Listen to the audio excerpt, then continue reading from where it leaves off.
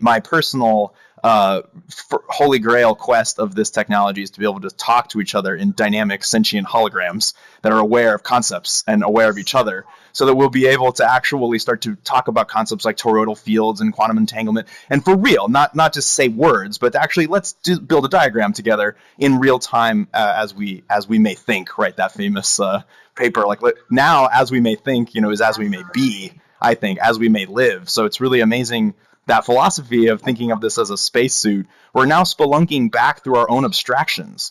And so, we can get lost, or we can use them to find our way home.